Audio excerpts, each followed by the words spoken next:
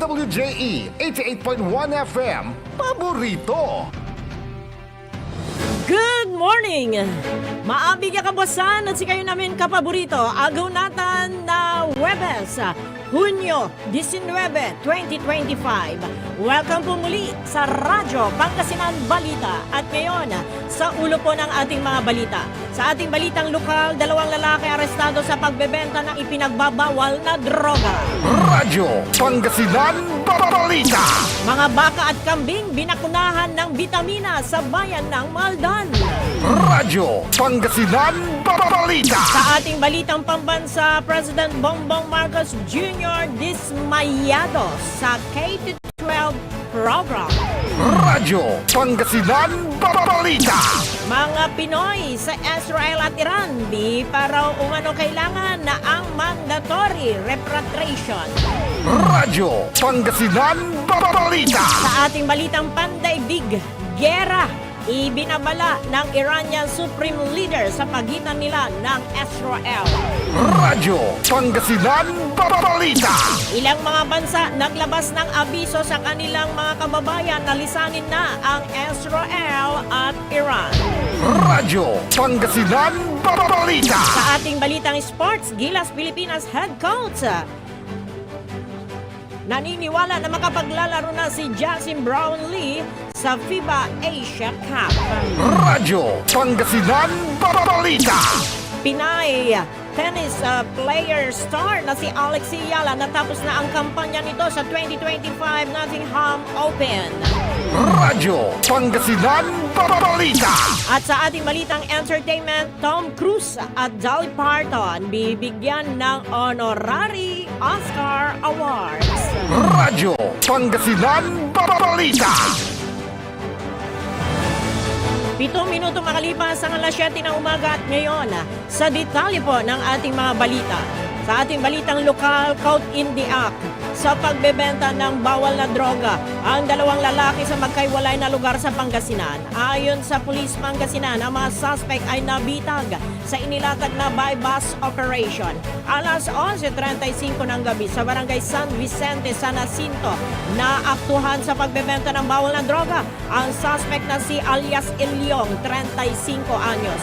Nakuha sa kanyang ang dalawang heat-sealed transparent plastic sachet na may laman na suspected shabu at isang unit ng cellphone. Ang suspect ay kabilang umano sa street-level individual. Samantala, 2 ding pakete na may laman din na hinihinalang shabu ang nakumpiska sa suspect na si alias Jeff, 39 anyos, sa may barangay Golden, Mapandan, Pangasinan, alas 12:40 ng madaling araw. Nakuha din sa suspect ang isang unit ng motorsiklo. Ang mga suspect at mga ebidensya ay dinala sa police station para sa kauklang disposition. Kasong paglabag sa Republic Act 9165 o Dangerous Drug Act ang kakarapin ng mga suspect. Radyo Pangasinan Balita. Samantala, purok kalusugan ng Department of Health Pangasinan at Rural Health Unit ng Asingan dinagsa ng mga residente ng Barangay Kalipaan. Kahapon, formal na inilunsad ng lokal na pamahalaan ng Asingan at ng Department of Health Pangasinan sa Barangay Kalipaan ang pinakaunang purok kalusugan. Ayon sa mga opisyal, main purpose ng purok kalusugan ay inilalapit umano ang healthcare services sa mga kababayan o kaya sa mamamayan, especially sa mga purok. Ito ang pahayag ni Julian Crizia Quinto, Nurse 2 ng Department of Health Pangasinan. Ang purok kalusugan ay nakasentro sa needs assessment ng komunidad sa pamamagitan ng house-to-house visit, regular na check-up, pagpapalakas ng advokasya sa kalusugan. Kabilang sa libreng serbisyo medikal ay non-communicable diseases, assessment, HIV testing, blood sugar checking, family planning at maternal health. Nagsagawa din ng health lecture na may kinalaman sa dengue awareness, HIV awareness, monkeypox, oral hygiene, at road awareness. Sa nasabing aktibidad ay nagbigay ng kanilang mensahe sina Mayor Carlos Lopez Jr., Vice Mayor Heidi Chua at Councilor Marvic Rubiñol patungkol sa pangangalaga ng kalusugan.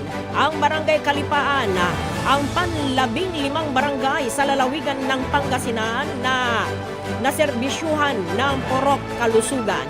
Sa kabuuan ay nasa 150 individual ang benepisaryo ng libreng serbisyong medikal. Radyo Pangasinan Balita.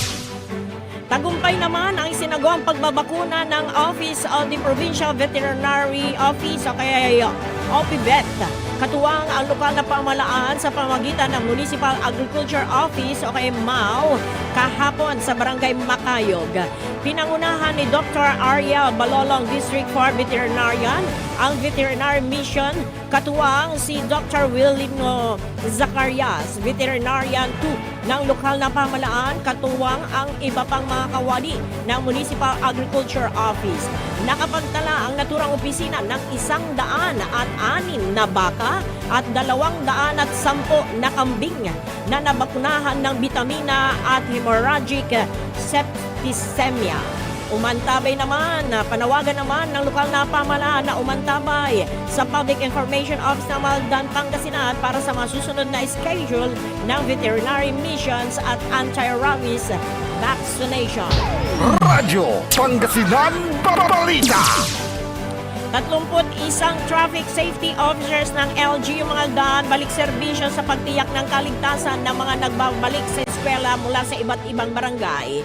Muling itinalaga ni Mayor Bonafide de Vera Paraino ang 31 municipal traffic safety officer o kay MESO ng lokal na pamahalaan ng Maldan alinsunod sa pagbubukas ng klase noong Lunes. Ayon kay MESO Supervising Head Ernie Quizon, ang mga traffic safety officer ng lokal na pamahalaan ay kasalukuyang nakadeploy sa 27 public elementary at high school na naatasan ng alkalde na magmintina ng maayos na daloy ng trapiko at matiyak na ligtas sa mga estudyante sa pagtawid, papasok o palabas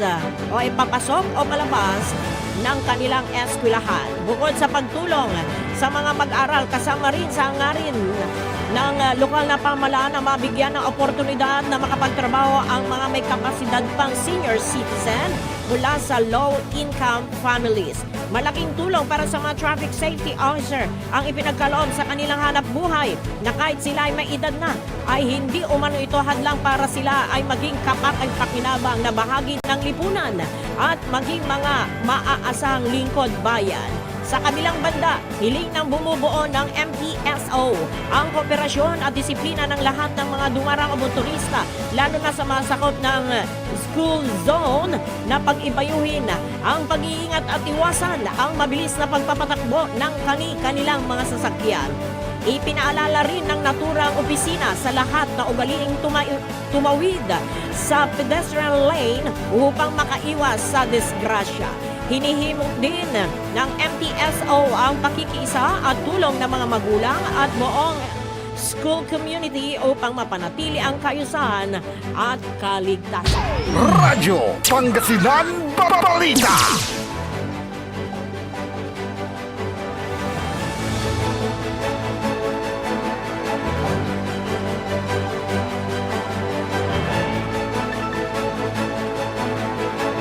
Labing-apat na minuto makalipas ang alas 7 ng umaga at ngayon sa detalye naman po ng ating balitang pambansa.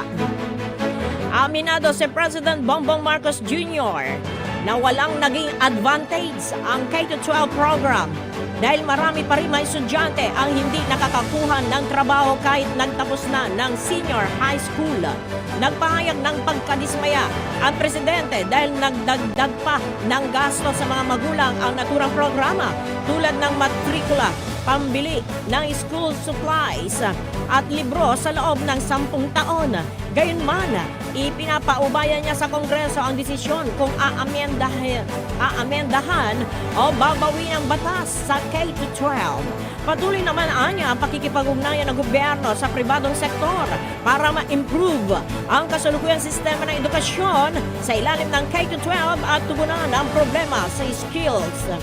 mismatch.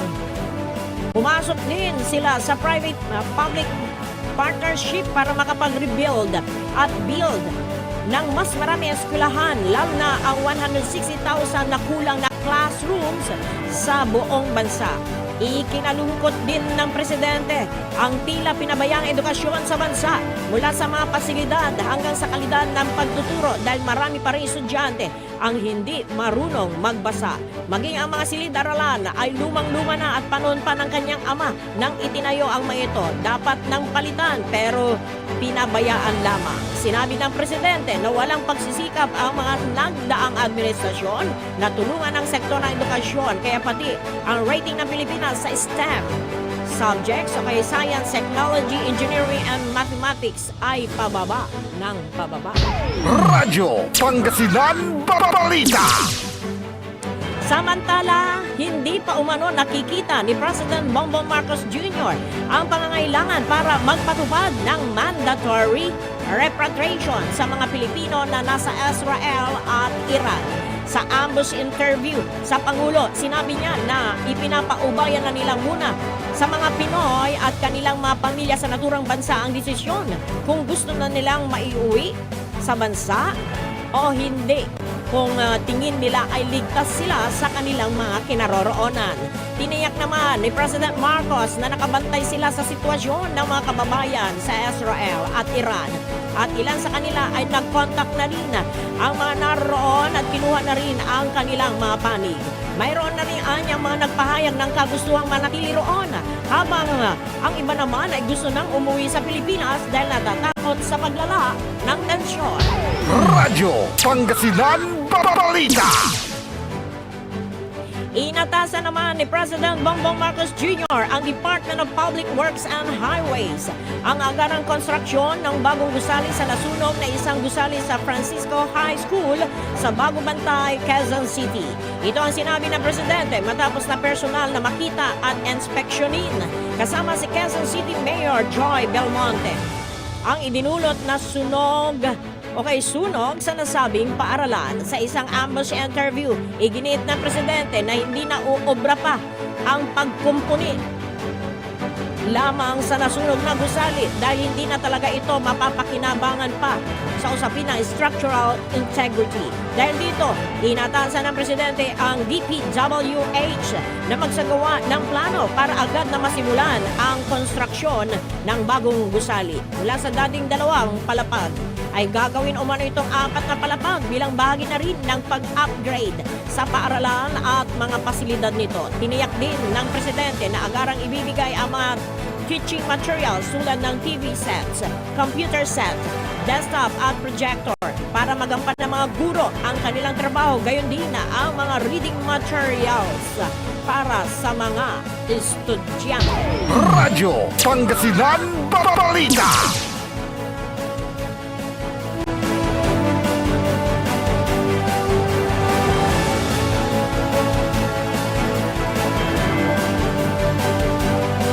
Itinanggi naman ng Philippine Navy ang palutang ng Chinese military. Nagsagawa ito ng coordinated patrols bilang tugon umano nila sa joint military drill sa pagitan ng Pilipinas at Japan sa West Philippine Sea noong nakalipas na linggo. Tinawag naman ito ni spokesperson for West Philippine Sea Rear Admiral Roy Vincent Trinidad na pawang propaganda lamang. Bagamat kinumpirma ng opisyal na binuntutan ng Chinese Jiangka class frigate ang mga barkong kalahok sa naturang aktibidad, hindi anya ito maituturing na coordinated air at sea patrol. Gayon din, isang araw pagkatapos ng maritime drills nitong linggo, June 15, na monitor ng Philippine Navy ang patuloy na illegal na presensya ng 2 People's Liberation Army Navy warships at ng Chinese Coast Guard vessels malapit sa Baho de Masinloc Scarborough Shoal. Gayon din ang 2 barko ng Chinese Coast Guard na nag-deploy ng rigid hull inflatable boats sa Ayungin habang isa pang PLA Navy warship ang naispatan malapit sa Sabina o Escalda Shoal. Sinabi din ni Trinidad na kadalasang gumagawa ng agresibong aksyon ang military command ng China sa kasagsagan ng aktibidad. Saka maglalabas ng maling claims na nagsagawa sila ng pagpapatrolya sa bisinidad ng maritime zones. Radyo Pangasinan Balita. Naniniwala naman ang isang senator judges na sa impeachment case laban kay Vice President Sara Duterte na maaaring matrap o bitag lamang para ilihis sa tunay na issue sa Vice Presidente kung sakaling questionin sa Korte Suprema ang desisyon ng impeachment court ng pagsauli ng complaint sa Kamara de Representantes. Paliwanag ni Senator Aquilino Coco Pimentel na sa oras na maisampa na ang legal cases sa Korte, malilis na ang focus sa main issue at mas matagal kapag court cases na. Kaya't kung mapapansin niya ang mga abogado maging ang mga bumabalangkas ng batas na tutol sa naging desisyon ng Senate Impeachment Court ay hindi nag-ahim ng kaso sa korte dahil maaari ito ay bita. Saad pa ng senador na bagamat may basehan na ang pag-question sa desisyon ng impeachment court, hindi umano niya ito inirekomenda. Anya sa pamagitan naman ng paghahanda at pagpapadala ng notices ay maaari nang maiabot ito sa July 28 sa saktong pagbukas o kay June 28 na saktong pagbubukas ng 20th Congress. At inaasang ipagpatuloy ang impeachment proceedings laban sa Vice President. Radyo Pangasinan Balita.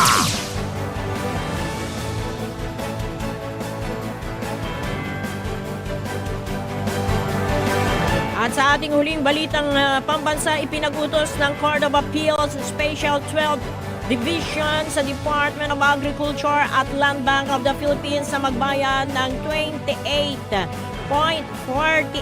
billion pesos na kompensasyon sa mga may-ari ng Hacienda Luisita na pagmamay-ari ng pamilya Cuangco. Sa 35 pahinang desisyon ay sinulat ni Associate Justice Raymond Reynold Luagayan.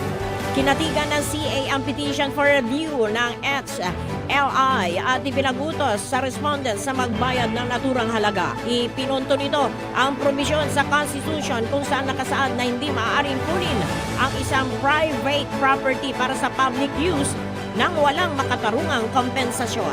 Sinabi din na appellate court na napatuyan na yan ng HLI na ang halaga ng property ay mahigit na 1 bilyon na siyang base sa amount ng just compensation ng walang interest at iba pang amount due sa mga may-ari ng lupa. Radyo Pangasinan Balita.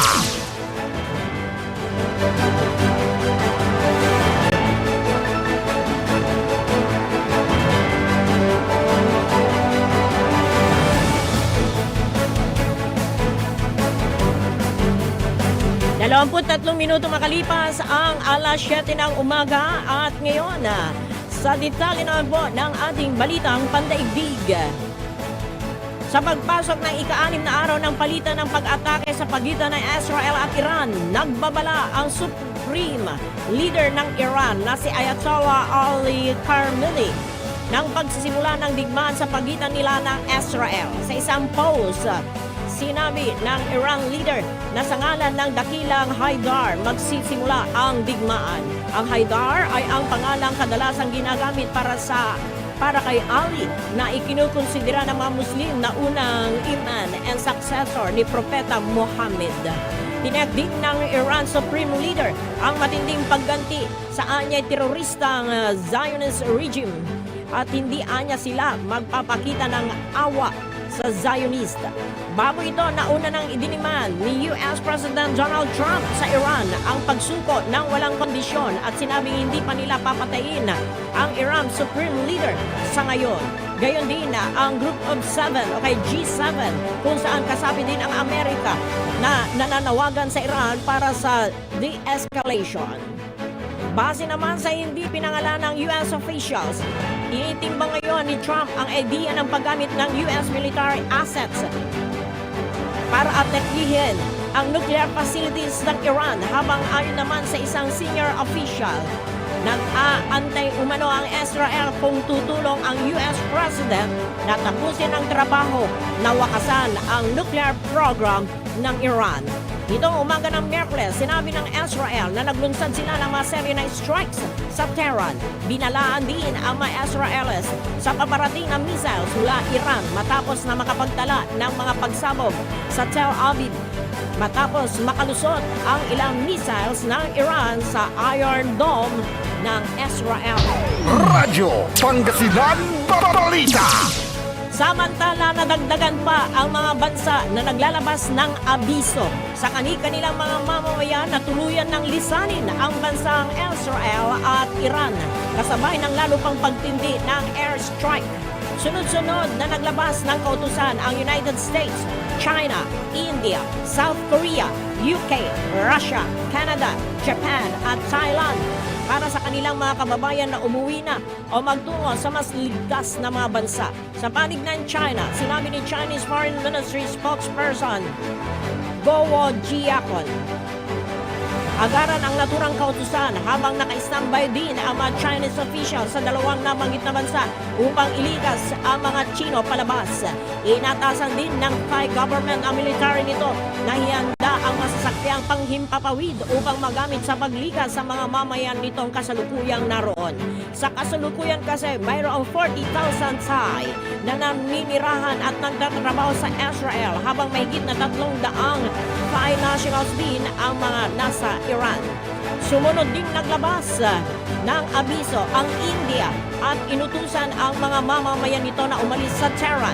Ayon sa Indian government, ilan sa mga mamamayan nito ang tuluyan ng umalis at nagtungo sa mga karatig bansa. Una nang naglabas ng abiso kahapon, June 17, ang pamahalaan ng US sa lahat ng mga mamayan nito na agad na umalis sa Tehran. Radyo Pangasinan Balita. At ngayon, sa ating balitang sports, naniniwala si Gilas Pilipinas head coach Tim Cone na makakapaglaro na si naturalized player Justin Brownlee. Ito ay matapos ang paggaling niya mula sa injury. Ayon kay Cone, na mahalaga na makasama nila si Brownlee para sa FIBA Asia Cup sa darating na August 5 to 17 sa Saudi Arabia. Sa mga susunod anya na araw ay sisimulan na rin nila ang pag-eensayo para sa nasabing torneo. Hindi naman nababahala si Cone dahil sa kilala niya si Brownlee na mayroong disiplina sa kanyang kalusugan. Ilan sa mga plano din nila ay ang pagkakaroon ng mga friendly games para mahasa pa lalo ang koponan. Radyo Pangasinan Balita. Samantala, natapos na ang kampanya ni Filipina tennis star Alex Ayala sa 2025 Nottingham Open. Ito ay matapos na mabigo siya kay Magda Linnet ng Paulan sa score na 6-4, 6-3. Ito ay sa unang set ay hawak ni Ayala ang kalamangan hanggang biglang umarangkada ang Polish tennis player. Nagawa pang humabol ng Pinay tennis star, subalit nang ibabaw ang galing ni Linnet para makapasok sa ikalawang round. Radyo Pangasinan Balita. At ngayon sa ating balitang entertainment, napili ang aktor na si Tom Cruise at veteran singer Dolly Parton na tatanggap ng honorary Oscar Awards ngayong taon. Ayon sa Film Academy ng Hollywood, na mayroong kakaibang lifetime achievements ang nakamit ng aktor. Kabilang sa napili ang aktor at choreographer na si Debbie Allen at production designer Win Thomas. Matatanggap nila ang kanilang Oscar Awards sa taunang Governor's Award na gaganapin naman sa Nobyembre. Ang veterinariang country singer ay makakatanggap naman ng Humanitarian Award dahil sa kanyang charity na tinutulungan. Radyo Pangasinan Balita. 29 na minuto makalipas ang alas 7 ng umaga, magbabalik po ang Radyo Pangasinan makalipas ang ilang paalala.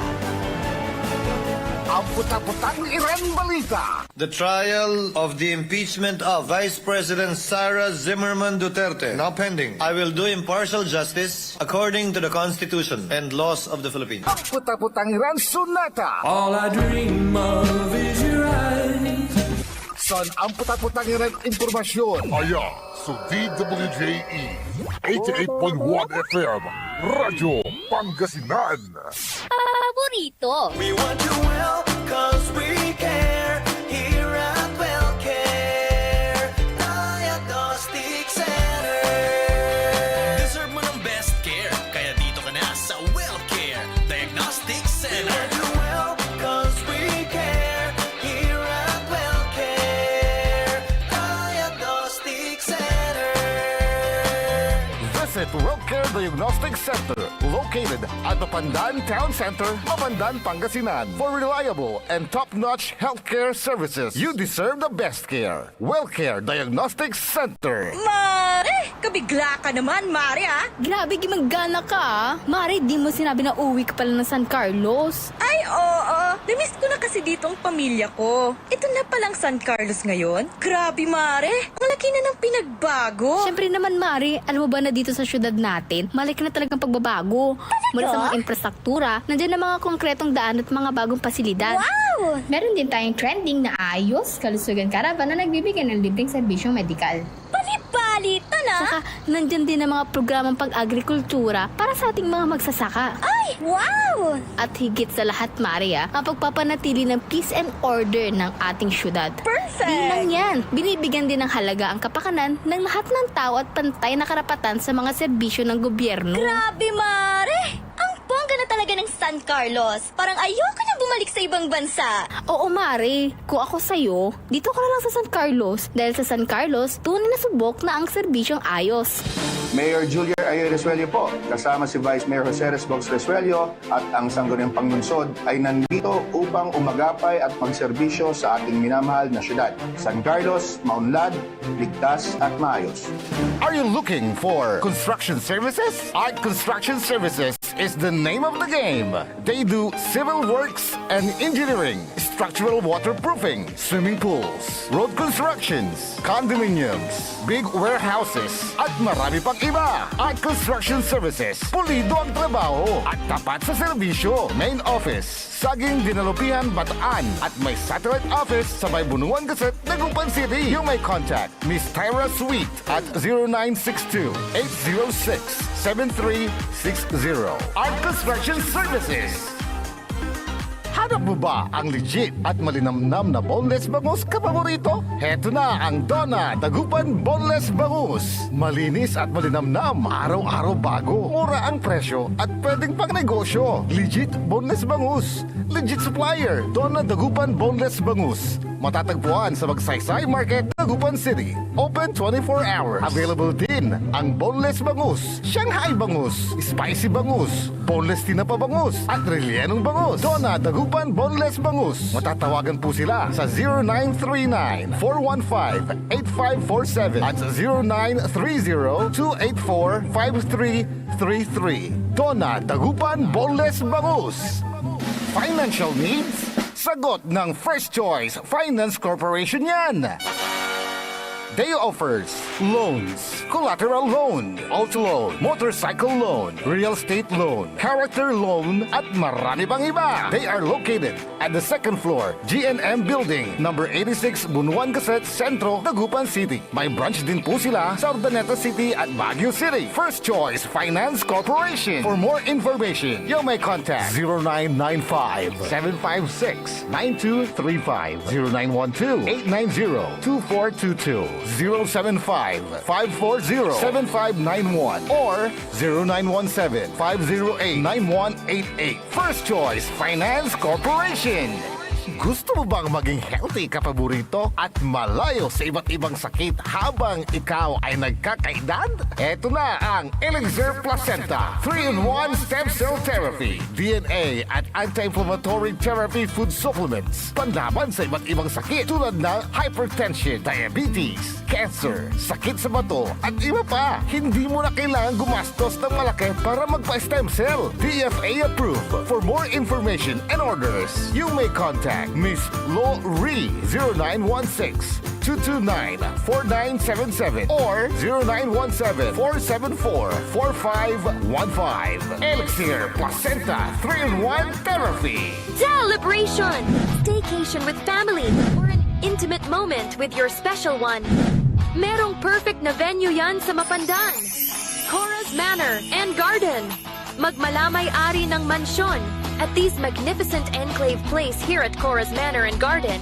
Carry out any occasion sa kanilang garden cafe or party at their poolside. Have a sing-along at their music room, relax at their room accommodation, or enjoy a private time with someone. Sa kanilang Cabana A, kung saan may private outdoor jacuzzi kayo in an enclosed place. Enjoy great food, warmly welcoming staff, exceptional accommodations, and relaxing scenery at Cora's Manor and Garden. Whatever it is, Cora's Manor and Garden is the perfect place to be. Visit them at Barangay Pias, Mapandan, Pangasinan, or call them at 0945-800-7074. Experience a special moment, how it should be at Cora's Manor and Garden. Mas pinalakas, mas pinatindi, mas pakikinggan. Serving Pangasinan through music, news, and information. Ito ang DWJE 88.1 FM, Radyo Pangasinan. Jad Dagupan, walay saksakay ang radio station ya iyayag nasaray Dagupenyo. Jad Bunuan Binlog. Paborito. Bunuan Bukig. Paborito. Bunuan Gese. Paborito. Kalmay. Paborito. Karae. Paborito. Tanjad Karanglaan. Paborito. Aya, so 88.1 Radyo Pangasinan. Paborito ng kabataan at matatanda. Paboritong pakinggan sa bus, tricycle, jeep at mga opisina. Paborito mo, paborito ko, paborito nating lahat. DWJE 88.1 FM Radyo Pangasinan. DWJE 88.1 FM Radyo Pangasinan.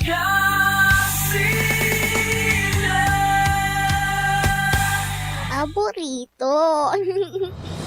Alas 7:37 na po ang ating oras. Tuloy-tuloy pa rin ho tayo sa ating programang Radyo Pangasinan Balita. At ngayon, ating alamin ang lagay ng ating panahon sa araw na ito ng Huwebes sa pamamagitan ni Sir June Soriano ng Pag-asa Dagupan City. Sir June, good morning.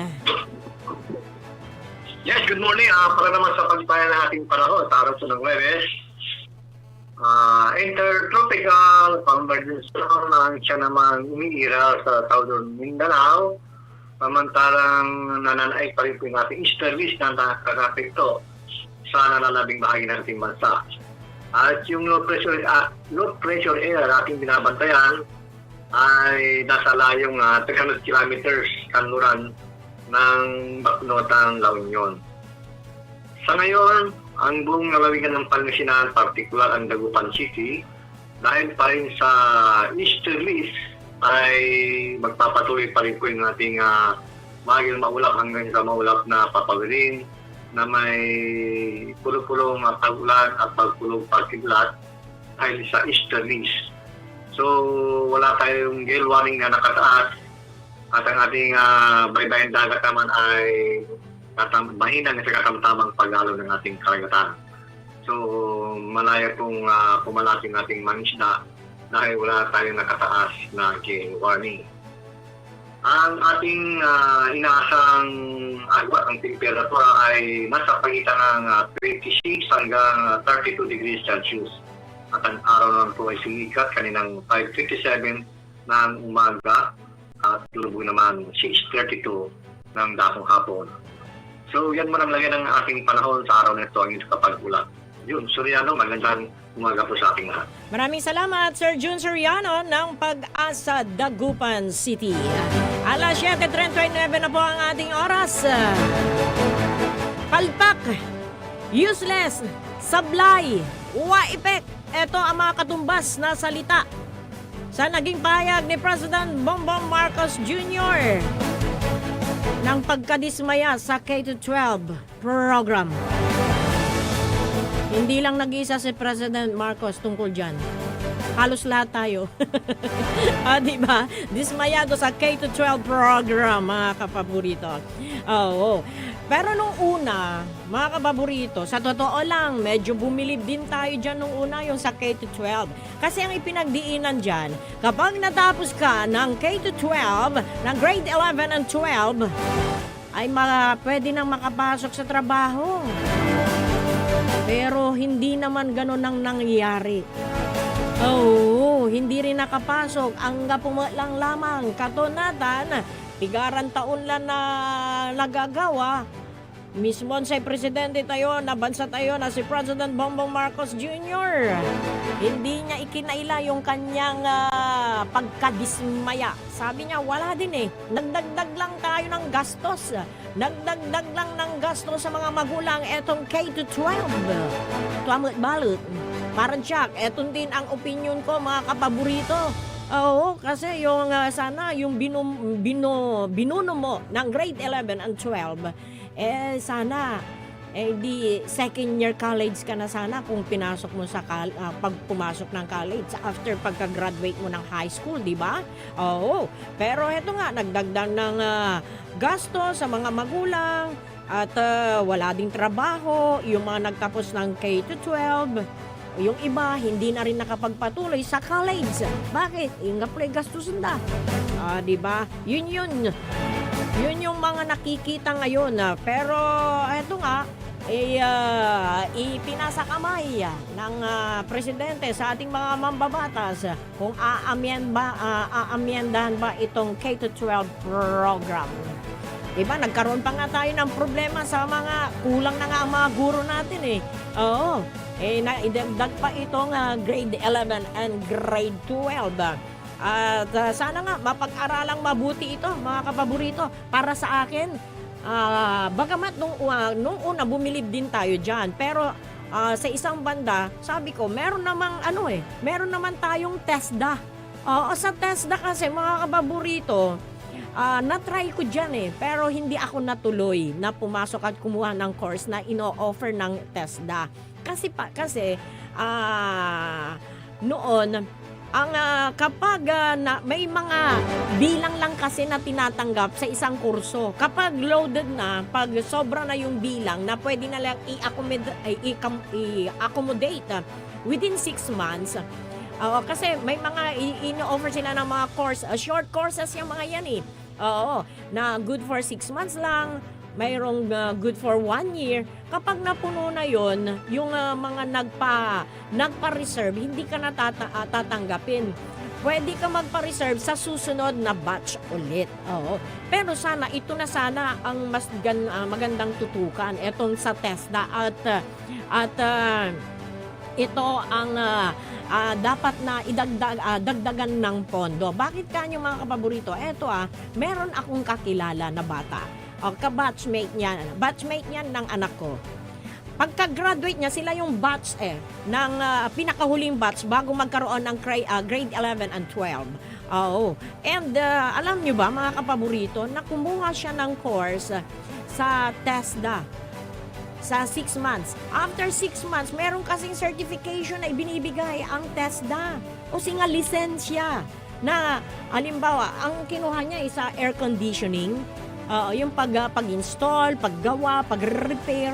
Alam nyo, sa totoo lang, mga kapaborito, after ng 6 months na yon, ngayon, kailan yung last batch na nag-graduate before na magkaroon ng K-12? Ilang taon na? Alam nyo, mga kapaborito, sa ngayon, ang batang yon may pamilya na siya. meron na siyang malaking bahay. At meron siyang mga naipundar na mga kagamitan sa loob ng kanyang bahay. Oo, yun na, nag-graduate siya sa Tesla. At marami tayong kilala. Yung isa din, kapitbahay namin, kung hindi ako na, kapitbahay namin, pero hindi ko na babanggitin ang kanyang pangalan. Kumuha siya ng short course din, dyan sa Tesla din. Alam nyo, kumuha siya regarding sa yung sa restaurant, yung sa mga restaurant, parang HRM. Pero good for 6 months lang din. Alam niyo, sa ngayon, umaakyat-akyat na siya sa barko. Oo, pabalik-balik siya. After 6 months, uuwi na. Nakabili na nga ng lupa eh. Sarili niyang lupa. Binata pa siya. Kaya eto, sa tingin ho natin mga kapaborito, siguro ito nang mas magandang ipalit natin doon sa grade 11 and 12, yung sa TESDA. Kaya yung isang anak ko, hinihintayat ko na nga, mag-TESDA na siya. Pero wala namang masama kung kumuha ka ng 4-year courses. Diba mga kapaborito, marami tayong kilala dyan. And sa isang banda naman, nasa kaseryosohan din kasi kung minsan ng bata, ng mga estudyante. Meron tayong mga kilala din na nakapagtapos. Pero napagbigyan lang kasi, pinagbigyan lang yung gusto ng magulang na ganito ang kunin mo. Pero hindi naman dahil sa doon siya susuporta ng kanyang magulang. Hanggang ngayon naman, nakagraduate din siya pero tambay. Oo, yun ang masakit, di ba? Oo, yung iba naman, yun nga, hanggang ngayon, di naman nagsasawa na mag-apply, pero yun nga, ang problema. Kaya isa din sana natutukan, maliban sa number 1 ang edukasyon. Siyempre, kailangan. Yan yung yan yung kayamanan na hindi mananakaw sa'yo. Alahas, lupa, bahay, mawawala yan. Pero yung natutunan mo, hindi yan mananakaw sa utak mo. Mapapakinabangan mo pa nga yan hanggang sa pagtanda. Di ba? Kanina nga, nagkukwentuhan kami ni na Engineer Richard Holanda at saka ni Sir Nick Dacal. Sabi nga niya, yung mga, sabi nga, maraming mga consultant ngayon ng mga negosyante, ng mga politiko, at yung mga consultant na yan, sila ang ginagamit, utak nilang umaandar. At tinutulungan niya mga politiko din ho natin. Di po ba mga kapaborito? Kaya napakahalaga ang edukasyon. Pero syempre, i-apply din. Kailangan i-apply. Kasi meron din tayo mga kakilala. Sayang nga matalino pero hindi niya ginamit. Depende kasi yan. Ang dami, iba't ibang klase ng talino. May matalino sa math, may matalino sa English, sa mga subjects. Meron naman matalino talaga sa pagdiskarte. Pag dumeskarte yan, ay talaga dumeskarte basta legal. Pero sa panig ng ating gobyerno, dapat sana ang bigyang tutukan yung pagkakaroon ng maraming trabaho. At sana yung discrimination, yun din po ang isa sa mga aalisin. Kasi meron tayong, dito sa atin, sa totoo lang, sa ating bansa, pagdating mo ng edad na 35, nakakalungkot. Halos wala ka nang maka-applyan. Ibagay na, akulaw ka la. Masikang ka la. Ang hinahanap mo yung medyo bata-bata. Diba? Mga kapaborito, yung age bracket, may age bracket 18 to 26 years old, 18 to 30 years old. Diba? Yun sana ang isa sa mga pag-aaralan din ng sa gobyerno ho natin. Di po ba? Yung mag-open ng maraming trabaho, and yung discrimination, alisin. Meron tayong balita kanina na nakuha dyan sa Mangaldan, yung mga senior citizen. Kapag tinawag kang senior citizen, nasa 60s yan. Oo, yung mga 60 pataas. Alam nyo, tama yung ginawa dyan Pabor ako doon, yung mga senior citizen ho natin. Kasi kung minsan, porque tinawag ng senior citizen, minemenos na yung kanilang kakayanan. Hindi totoo yan. Noong mas mabiskag niraingan, mas malusog pa nga sila kaysa ngayon doon sa mga bata. Example ko lang, mga kapaborito. Yung nanay ko, 85 years old. Wala siyang maintenance. Masiba ni karne. Mas soft drinks ni. Pero ang gapi sakit to. Oh, mga kapaborito. Pero hindi ko sinasabi, iba-iba kasi yung naging pundasyon ng kalusugan natin. Hindi ko sinasabi, man karni kayo naman karni, man soft drinks kayo, tani sinanay ko, man andi. Aga man sasakit. Depende yan, iba. Iba-iba tayo ng status. Iba-iba tayo ng naipundo, ng naipundar sa ating kalusugan. Pero ang isinasample natin dyan, wag nating minimenos yung mga senior citizen. Diyan sa Mangaldan, ang ginawa, kinuha silang mga traffic enforcer. Oo, sa mga tapat ng eskwelahan. Kasi marami sa mga senior citizen natin, mabisbis kang nira. Tapos, alam nyo, kung minsan, mas maganda na yung mga ganyan na nangangalaga is matatanda. Bakit? Well-experienced na yung mga yan at meron na silang yung bang may pagpipigil sa sarili. Ibig sabihin, yung bang hindi sila agad-agad nagagalit. Oo, at hindi nila basta-basta pinapatulan yung mga nang-aasar. Unlike ngayon, madaling uminit ng mga bata, uminit ang ulo ng mga bata, palaaway. Oh, meron tayong mga kilala, mayroon tayong mga na-observan. Tayo ngayon, napapanood natin sa mga social media, di ba, mga kapaborito? Sayang si Kuya Ding nandito sana para Kuya Ding Aquino, yung kapaborito natin na nang iwan sa atin. Oo. Yan, yan nakikinig yan. Joke lang Kuya Ding ha. Oo, nandiyan naman lagi nakasupport yan sa atin eh. Eh, alam niyo, marami tayong mga kakilala diyan na mga matatanda. Masakit na salita yun tumatanda na rin tayo eh. Ilang taon na lang, senior na rin tayo mga kapaborito. Pero eto wag nating minimenos yung discrimination dito sa ating bansa. Sana isang tabi muna. Oo, yun din sana ang pag-aralan. Maging ng mga negosyante natin, maging ng ating mga opisyal ho natin. Marami nga tayong kilala dyan. Tingnan nyo. Nakilala na trabaho ra. Oo, sa kanila at yung iba nga hinahangaan natin bakit kanyo sa edad na ganun makikita mo parang fresh pa rin, di ba? Kahit nakulubot na. Talaga hindi natin maiwasan yan. Tatanda tayo lahat, kukulubot tayo lahat. Gusto man natin at hindi, itinakda yan ng may kapal.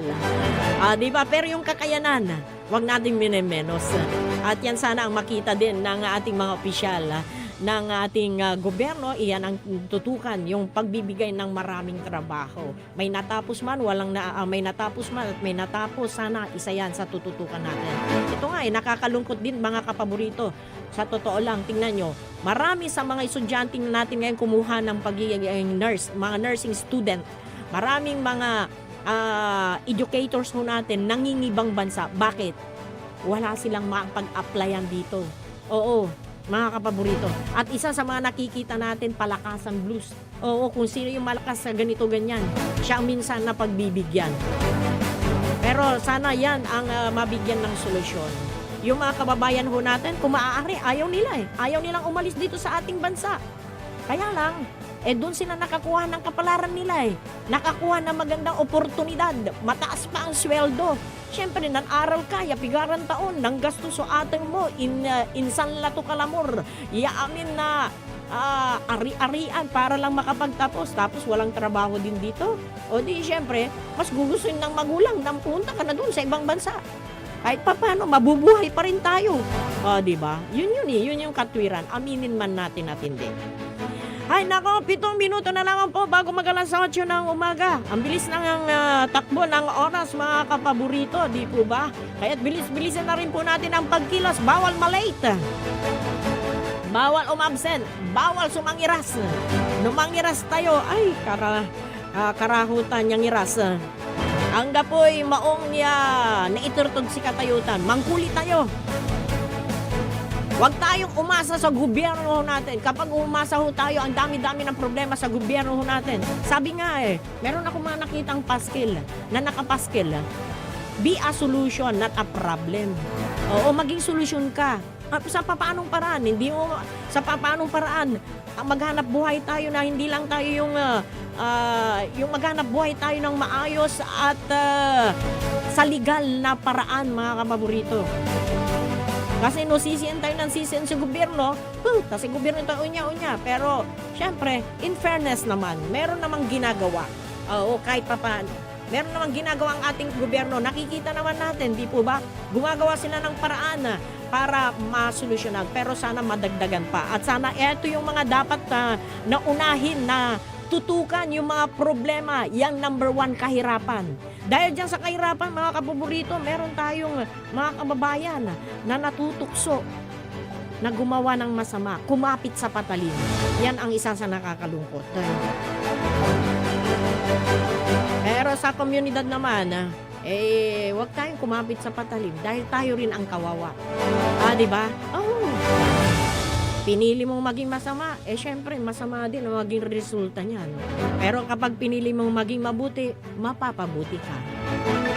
Di ba, kapaborito? Dalawa lang ang pagpipilian 6 na minuto bago alas 8 ng umaga, nadagdagan po ang bansa na nananawagan sa kanilang mga kababayan na umuwi na lang o kaya pumunta sa ligtas na lugar dyan sa Israel at saka Iran. At eto nga, yung mga nanawagan ang US mismo, China, India, South Korea, UK, Russia, Canada, Japan at Thailand. Kasi tumitindi po yung tension dyan sa pagitan ng Israel at Iran. At yung mga kababayan nating mga Pinoy, merong mga gustong manatili pa rin sa lugar. Sa Israel, sa Iran. Yung mga kababayan naman natin, alam naman nila kung ligtas pa sila o hindi na di ba? At pero ang ating gobyerno, sabi niya wala pa raw, hindi pa raw kailangan ng mandatory repatriation. Yung pweresahang pagpapauwi sa mga kababayan po natin. Kasi mayroon namang mga nandoon sa naturang bansa na talagang malayo naman sa kanila yung nangyayaring gera at alam naman nila na safe sila. And meron ding iba may gusto nang umuwi. And siyempre, ang iniisip ng ibang mga kababayan natin, sumputa dyan Pilipinas, ang titrabaho ko. Diyan na, misa palara na la. Di ba? Pero siyempre, iniisip din niya ang kanyang kaligtasan. Pinoy yata ito, ang Pinoy, hindi yan sumusuko. Mapamaraan. Pinagmamalaki ko yung pagiging Pinoy ko Kasi karamihan sa atin talaga, ang Pinoy ay palaban, madiskarte, at hindi yan basta-basta natatakot. Kahit abuli mo pa yan ng bala. Kailangan niya mabuhay kailangan niya maganap buhay. Kaya yung ibang mga kababayan natin dyan sa Israel, bumibilib din tayo hindi sila basta-basta natatakot. Pero sa tingin naman natin, hindi naman sila matatakot dyan kapag alam nilang safe sila. Nasa safe pa rin na lugar. Maging yung mga nasa Iran. At sana maging safe po tayo lagi mga kapaborito. Kasi alagaan din po natin ang sarili natin. Kapag hindi natin pinahalagahan, minahal ang sarili natin, paano natin mamahalin at tutulungan yung ating pamilya at ang ating kapwa. Kaya napaka-importante din yung self-love. Huwag nating kalimutan. Kasi merong mga pagkakataon kung minsan nakakalimutan natin ang ating sarili. Di po ba mga kapaborito? Kung minsan iniisip mo yung iba pero ikaw hindi mo iniisip yung sarili mo. Pero mali pala yun. Tama yung sinasabi nila na mali mo muna ang sarili mo, alagaan mo muna ang sarili mo para makatulong ka din sa mga nangailangan, sa kapwa mo. Bago mo mahalin ang iba, mahalin mo muna ang sarili mo. Pangalagaan mo muna. Di ba? Self-love. Word for the day. Okay, mga kapaborito, no choice na ho tayo pansamantala. Magpapaalam na po ang Radyo Pangasinan Balita. Pero bago yan, naku, heto mga kapaborito, pahabol, pabati, Mr. and Mrs. Nando Margarita Bansal, dyan sa may Kanawalan, Binmalay. Good morning po and happy listening. And good morning din po sa mga tagapakinig mo natin dyan sa may Villa Santa Barbara kay Dr. Alaisa Ballesteros, dentista yan. And syempre kay Dr. David Ballesteros, dentista din yan. Mga kaibigan natin yan at kamag-anak. And good morning din po sa mga kay Ate Aldea na laging nakasubaybay po dito sa ating programang Radyo Pangasinan at sa lahat ng programa po ng Radyo Pangasinan.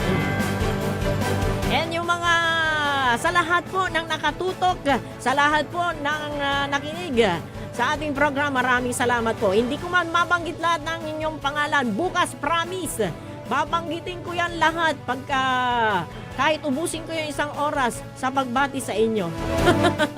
Salamat po mga kapaborito. Ay bukas pala holiday dito sa Dagupan. Working holiday pero. Oo.